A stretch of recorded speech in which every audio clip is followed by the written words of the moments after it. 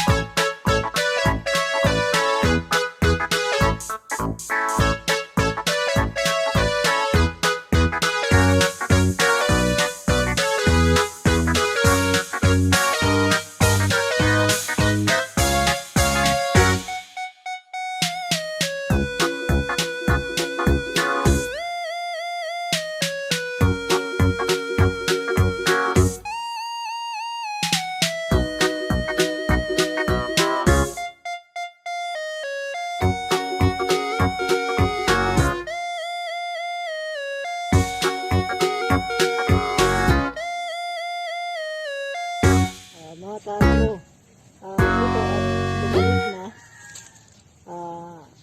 bubuksan ko na at gagamit tayo ng kawayan para pagbukas nitong inihaw kong kasoy. Kailangan medyo magaan ang gagamitin na kawayan, kasi habang pupukpukin mo to, kailangan yung pagbagsak ng kawayan banayad, hindi malakas.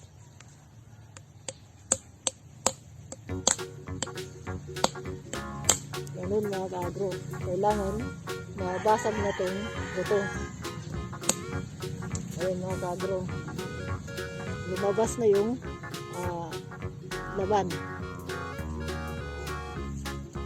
Tapos ikutin mo dito sa may puwitan ng kasoy at dito mo naman pukpukin. Pero dapat dahan-dahan kasi pwedeng madurog. At unti-unti mong buksan mga ka-agro. Ito na mga ka-agro.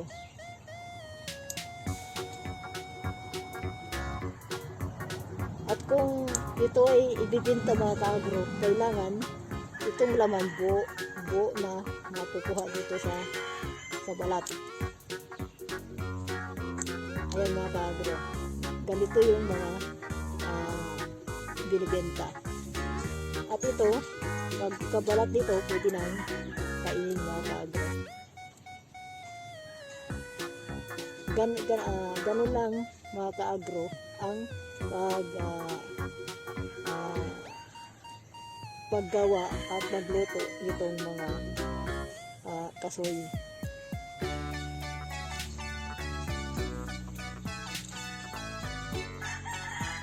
So, tingnan naman natin yung iba. Ito mga ka-agro, may konting brown pero pwede na rin nabuksan. Kailangan pag buksan to, yung pagbagsak ng kawayan, banayad lang.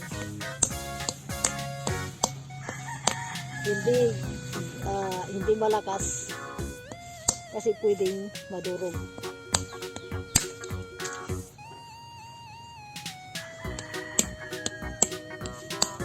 Ito mga ka-agro, ay lumabas na yung laman.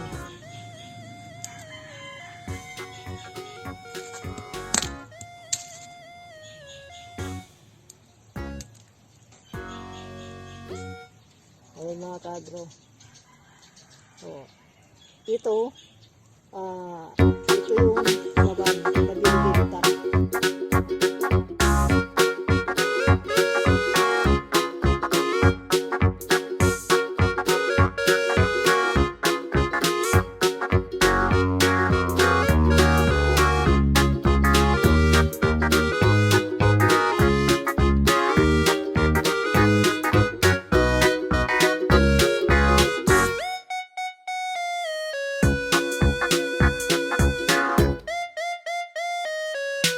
Mga ka-agro, natapos ko na nabalatan lahat. Ito na yung finished product ko dun sa kasoy. At itong laman niya, ito na yung pwedeng kainin. Pero mula dun sa balat na makapal, meron pa siyang balat na kailangang tanggalin bago kainin. Ganito mga ka-agro, ito pwede nang kainin at nabalatan na. Pusa na siyang nabalatan habang binubuksan ko at tinatanggal ko yung makapal niyang balat sa buto. Subscribe na lang po dito sa aking channel. Salamat ulit!